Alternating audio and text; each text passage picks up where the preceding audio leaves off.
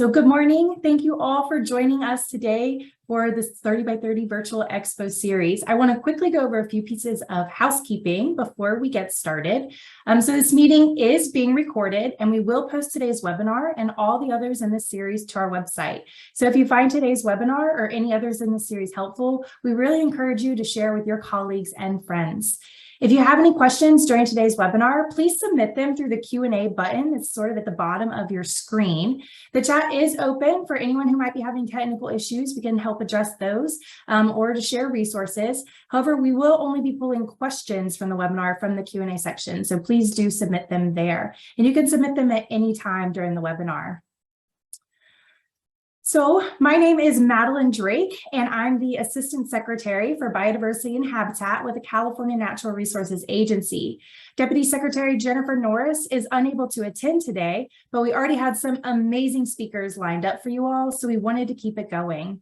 I work with Jennifer Norris on the state's 30 by 30 initiative, and I'm excited to be a part of the 30 by 30 partnership with all of you joining today. For those of you who are joining for the first time, 30 by 30 is an international movement focused on conserving 30% of our lands and coastal waters by year 2030. Here in California, we have committed to this goal and released our Pathways to 30 by 30 strategy with more information on things like what defines a 30 by 30 conservation area and how important every habitat throughout California is to make this initiative successful. If you haven't already, I would encourage you to read our Pathways to 30 by 30 strategy document, and Jason's going to add a link to the document into the chat for you all now. So please do read it if you haven't yet. The 30 by 30 partnership, though, is a movement focused on reaching the 30 by 30 goal with working together, learning from one another, and supporting each other. On September 28th, we hosted an event to kick off the 30 by 30 partnership at the California Natural Resources Agency building.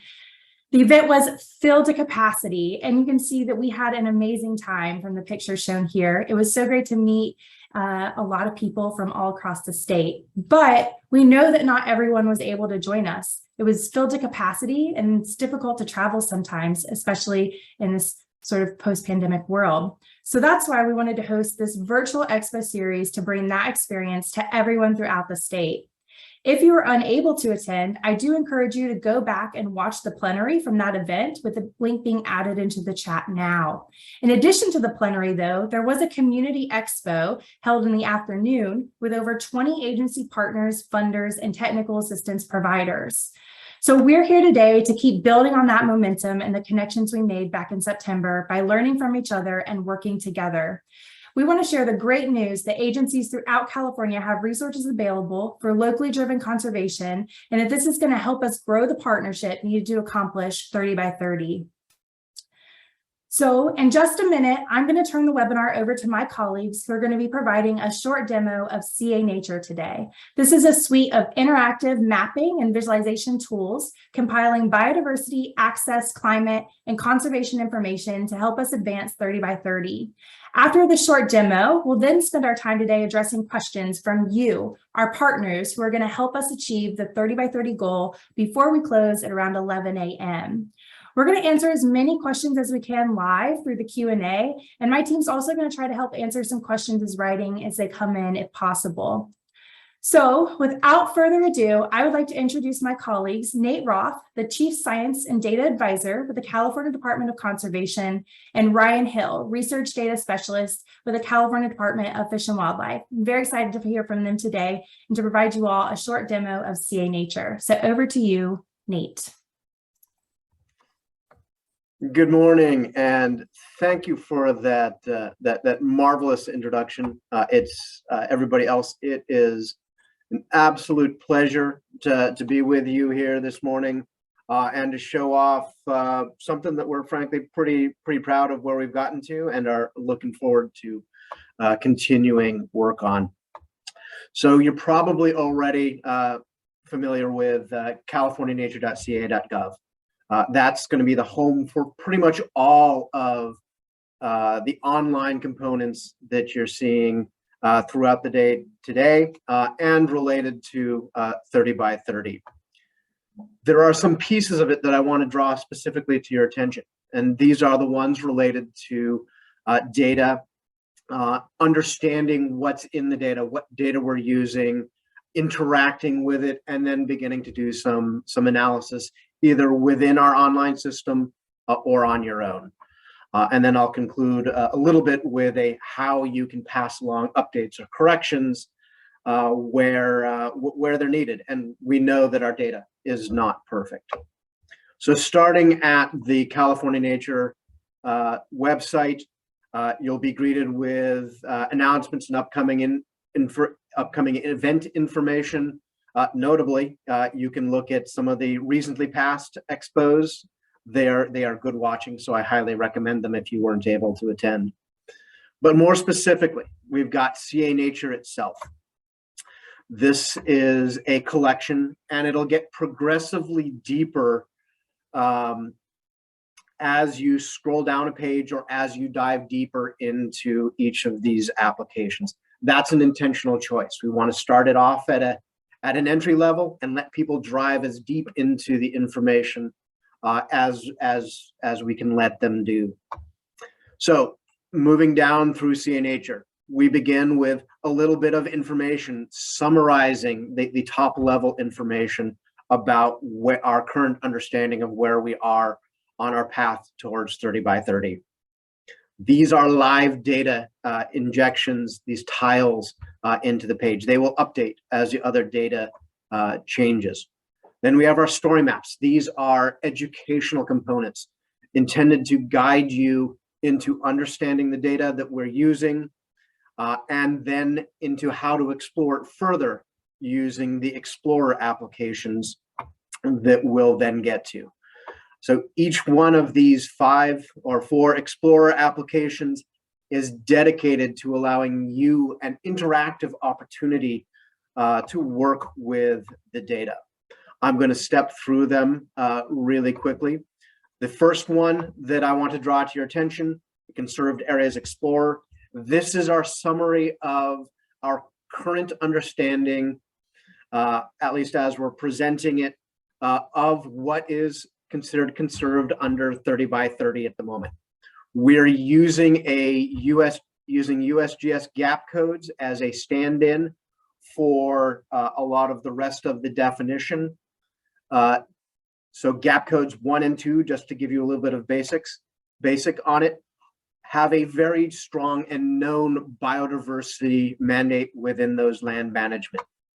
Categories 3 and 4, 3 in particular, is likely to have a mixed use mandate set associated with it. So biodiversity may be included, but it is not a dominant component. Category 4 is defined by not having no known biodiversity mandate. This is an area that we are hoping that many of you can assist us with filling in gaps, because we know that there are quite a few.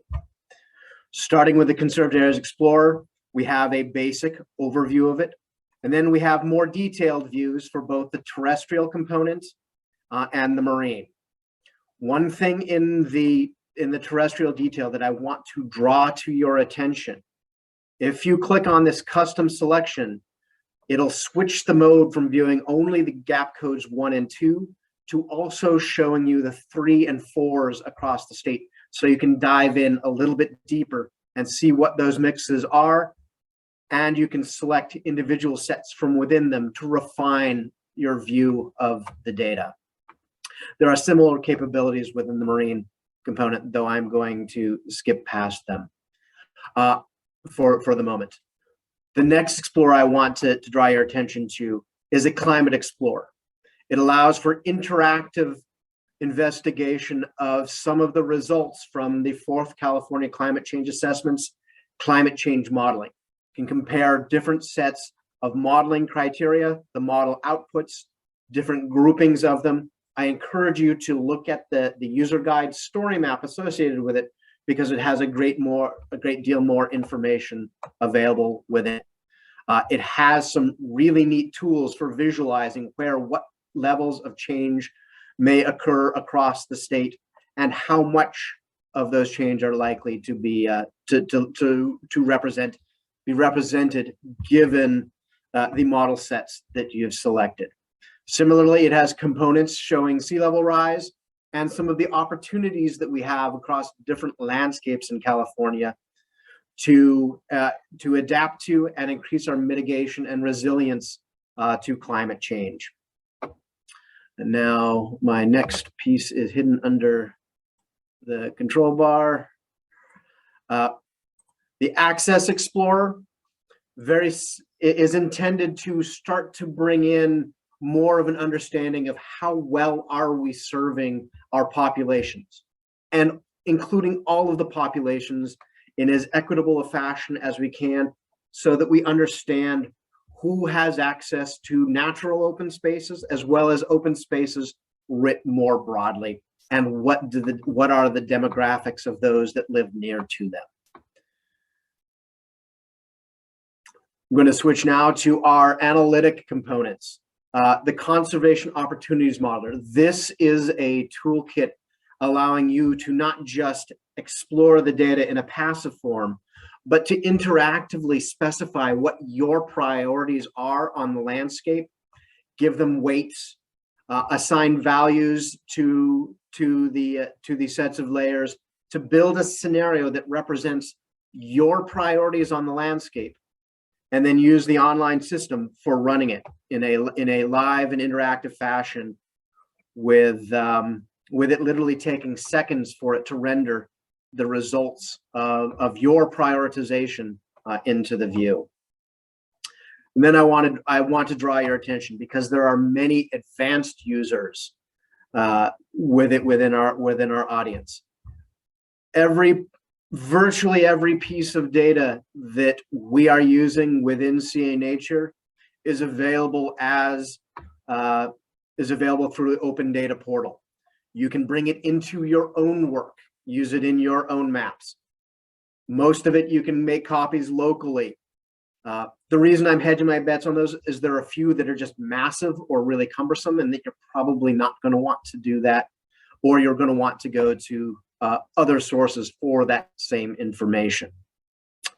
And then the last piece that I want to draw your attention to, I have noted that we've got a lot of those gap code 4 lands around the state. Many of them have already been drawn to our attention. We've started to feed them into a queue for getting those updated, so that they'll appear in the next sets of updates to CA Nature. But here, this request a conservation status review, this is your entry point into sending us a note that says, hey, I think you're wrong about this location, and here's why. So please use this survey 123 form to send us information, draw it to our attention, provide a little bit of supporting information and your contact info, and we will get it into queue for being reviewed and updated within not just CA Nature, but the foundational data sets that we use to build CA Nature's information and content. So thank you. And with that, I am looking forward to I'd like to introduce my good friend and colleague, Ryan Hill, who will be leading you into the biodiversity components of it that I have so notably omitted from my piece. Ryan, over to you.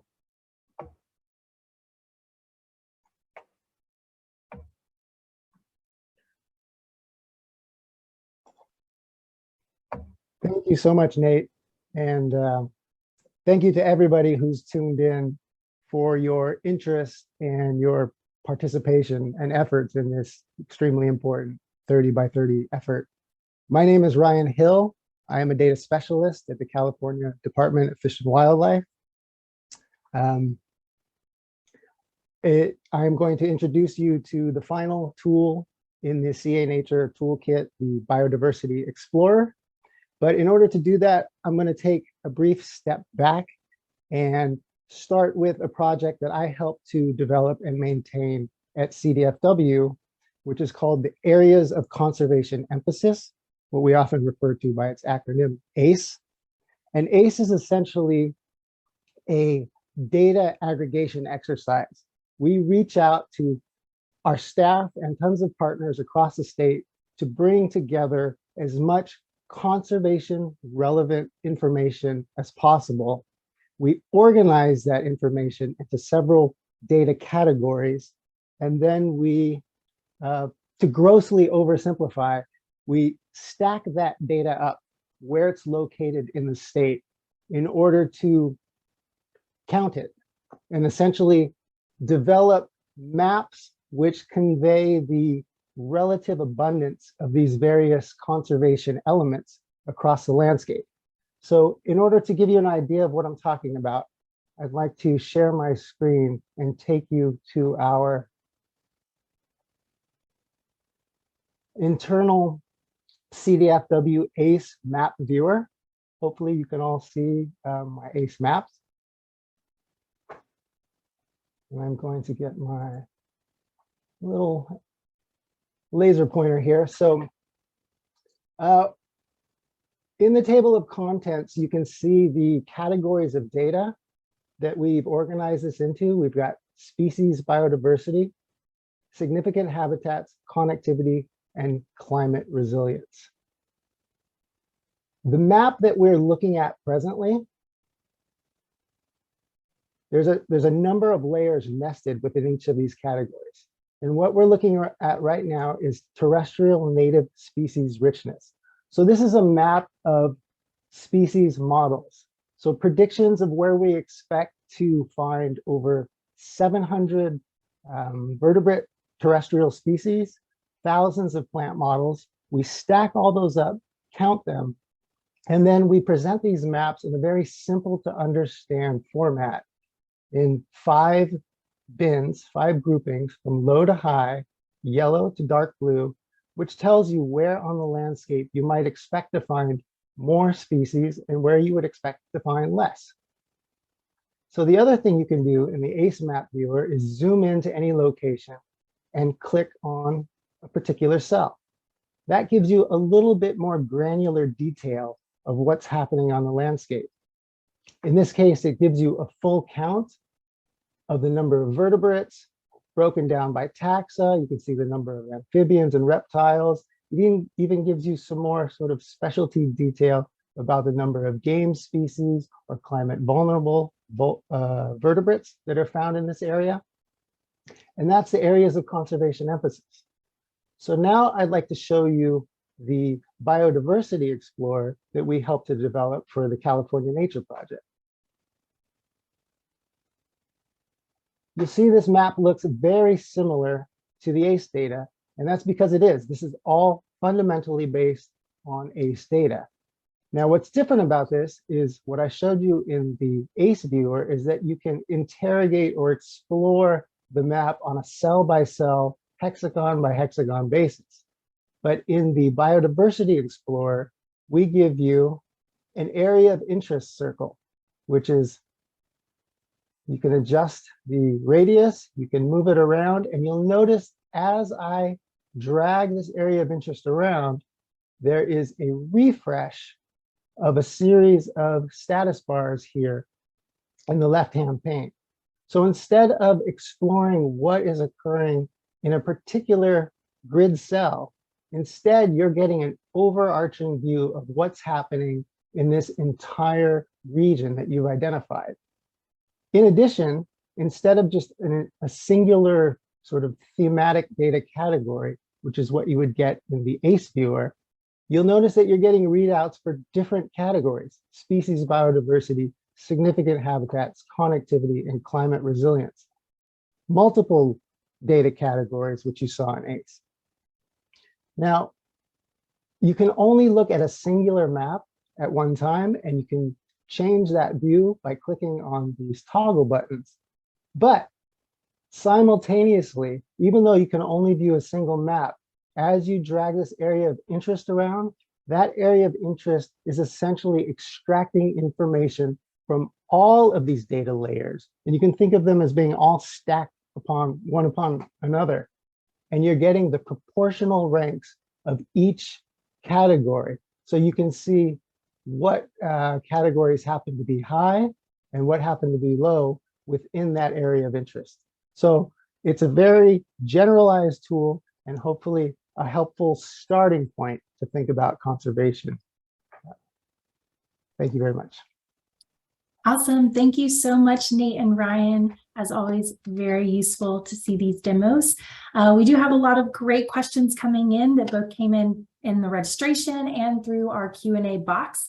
I do want to mention that if we don't get through all of them today, we are planning to sort of revamp our FAQ page on our website. So anything that doesn't get answered today will hopefully be there as well. So Nate, Ryan, if you both want to come back and we can start addressing some of the questions we've received today. So the first one I want to start with is thinking about how we're going to be utilizing CA Nature in like the next steps for CA Nature for both tracking 30 by 30 and any improvements to data or applications you guys have that we can kind of give us a hint to. Yeah, I'd be happy to take that one. And it's a really good question, given how much we've invested into it, into CA Nature. What's its future? How is it going to be used? One of the principles that has been important to me from the very beginning is that CA Nature be built on, honestly, exactly as Ryan was just demonstrating, mostly on data sets that we are already using throughout workflows across the state, both within the state with our federal and state and local and every other partner that we've got. So rather than making data changes that go only into CA Nature, we're trying to ensure that those changes are going into the foundational data sets so that they're being included into ACE, into the California Protected Areas database, into the California Conservation Easement database, so that we benefit from those changes, but so does everybody else that's already using those data. And that'll be one of our primary routes for new information coming in. It'll be through the improvements to our foundational data. In terms of additional improvements to and updates to CA Nature itself, and in terms of the applications, we're starting to look forward to bringing in that next big update to the conserved areas data. That's gonna be a big next step for us, in that'll be our first sort of documentable step, showing our progress towards 30 by 30 from the starting point.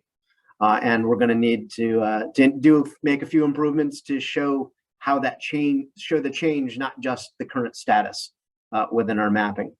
Similarly, there are other activities going on across the agency that we're going to want to make sure are being represented.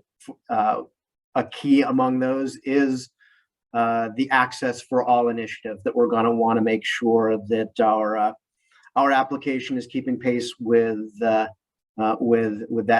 progress on that initiative as well. Great. And kind of related to that, this might be a question for you, Ryan. We have a lot of people that are really excited that this year's state budget included funding for vegetation mapping and to kind of catch up on a backlog through CNDDB. So I was wondering if you could speak to sort of how you think those are going to be incorporated into some of the layers that CA Nature is utilizing. These are going to be huge advancements. We've got a significant amount of funding which is going to increase our staffing and deal with some of the backlog we have in CNDDB and enable us to really get much closer to a complete vegetation map of the entire state. I mean, we do have a map, but it's at a scale that's coarser than we would like it to be.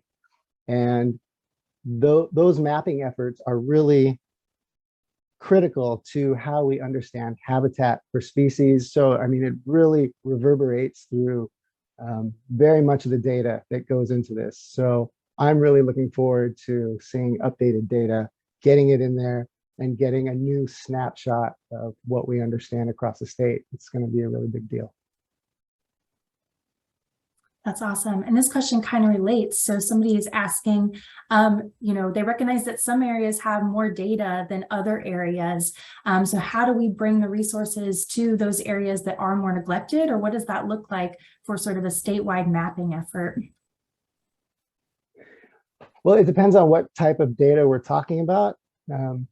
ACE, for instance, brings in multiple types of data. vegetation maps, observation data in CNDDB. So,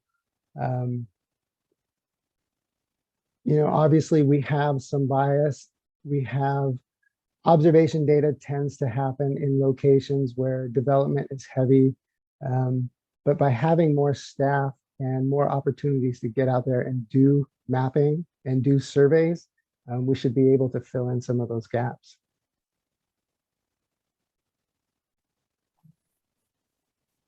All right, let's see. Do any of these tools allow for the user to upload a shapefile or draw property boundaries that they might specifically be interested in? So yes, the opportunities modeler has a really handy little they're called widgets, called the add data widget within it, that will allow you as a user to overlay an area of interest that you have, and there's a couple different formats that it can handle, to lay it over a set of priorities that you may have modeled out using the opportunities modeler. I'd also note that almost all of the data that's used in CA Nature is also available for you to bring and use in your own web mapping or desktop mapping applications, should that be one of your goals. So we've tried to be as open as possible, and I keep adding that caveat. The ones that aren't really easily available are mostly heavily customized versions of other data that were revamped for efficient use within the applications and are unlikely to be exactly the format you'd want to use in your own work. Awesome, that's very helpful. We have a really good question that kind of ties to the other virtual Expo series presentations we've had so far and we'll have moving forward. So a lot of our agencies are receiving a good amount of funding that we're really excited to help fund projects on the ground. So we'd love some input from you two on how people who are potentially interested in applying for funding, or even how the funding agencies can utilize CA Nature and the applications to help inform some of these sort of on the ground projects. Well, we've got a pretty rich set of data here, and I've been continuously impressed with how other folks are using it. And